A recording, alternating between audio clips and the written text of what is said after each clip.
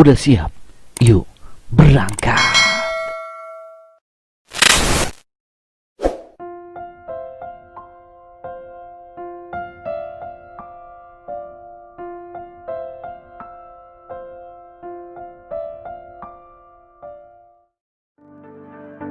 Assalamualaikum warahmatullahi wabarakatuh. Apa kabar anak-anakku semua?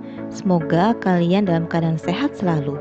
Pada hari ini kita akan belajar tema 4, subtema 1, muatan IPA, KD 3.4 dan 4.4 yang berjudul peredaran darah.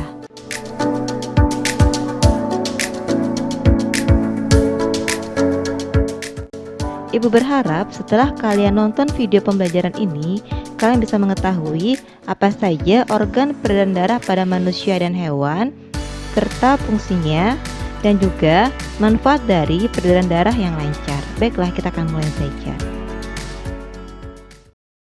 Organ peredaran darah pada manusia dan fungsinya. Mengalirnya darah yang dipompa oleh jantung dalam tubuh disebut sistem peredaran darah. Sistem peredaran darah manusia tersusun atas jantung, pembuluh darah, dan darah. Jantung dan pembuluh darah. Perhatikan gambar berikut ini. Jantung adalah organ yang sangat penting bagi tubuh. Jantung berfungsi untuk memompa darah, sedangkan pembuluh darah berfungsi untuk mengalirkan darah.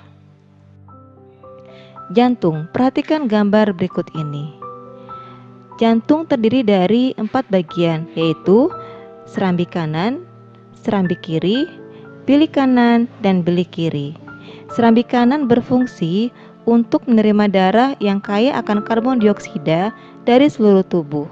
Serambi kiri berfungsi untuk menerima darah yang kaya akan oksigen dari paru-paru.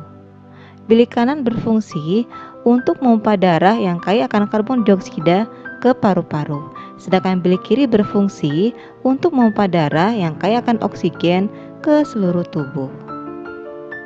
Pembuluh darah. Ketika mengalir dari jantung ke seluruh tubuh atau sebaliknya, darah berada dalam pembuluh darah.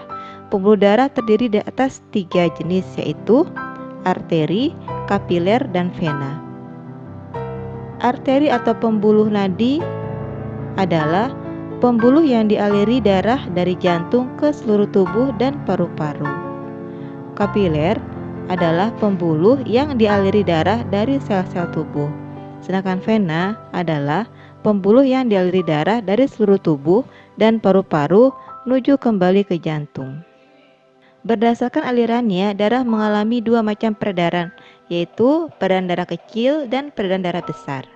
Peredaran darah besar adalah peredaran darah yang mengalir dari jantung ke seluruh tubuh lalu kembali ke jantung. Jadi dari bilik kanan, kemudian menuju ke kapiler seluruh tubuh, menuju vena atas dan bawah, dan terakhir menuju ke serambi kanan. Kemudian peredaran darah kecil.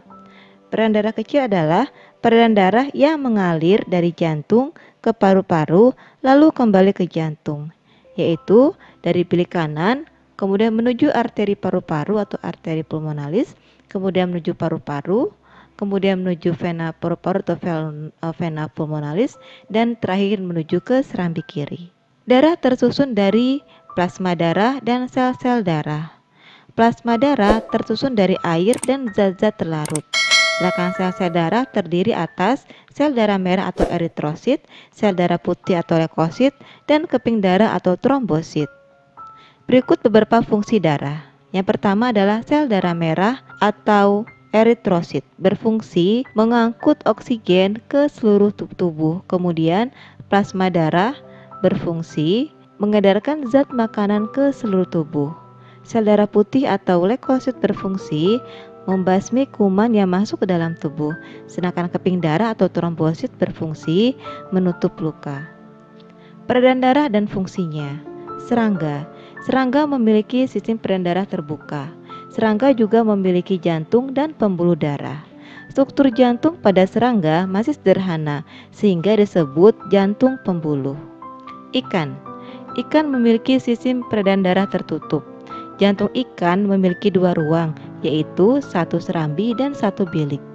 Bilik memompa darah ke arah insang untuk mengambil oksigen lalu diedarkan ke seluruh tubuh. Serambi kemudian menerima karbon dioksida dari seluruh tubuh. Amfibi. Amfibi memiliki sistem peredaran darah tertutup. Jantung amfibi memiliki 3 ruang, yaitu 2 serambi dan 1 bilik. Darah kaya oksigen dari paru-paru bercampur dalam bilik dengan karbon dioksida dari serambi. Darah kaya oksigen kemudian dipompa ke seluruh tubuh dan darah kaya karbon dioksida dipompa ke paru-paru. Manfaat peredaran darah lancar.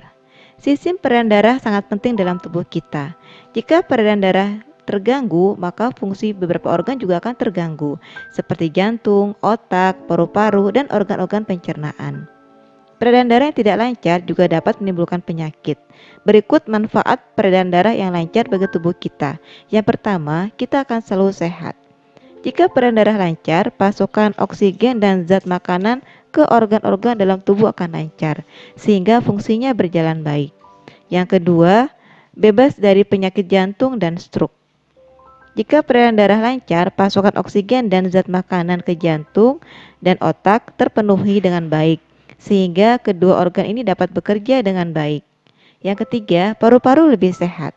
Jika paru-paru mendapatkan cukup pasokan oksigen dan zat makanan, maka paru-paru akan bekerja dengan baik. Kita harus menjaga kesehatan organ-organ peredaran darah dengan baik. Misalnya, makan makanan yang bergizi, olahraga teratur, dan istirahat yang cukup. Demikianlah pembelajaran kita hari ini. Alhamdulillah, semoga bisa diambil manfaatnya. Sampai jumpa lagi. Assalamualaikum warahmatullahi wabarakatuh.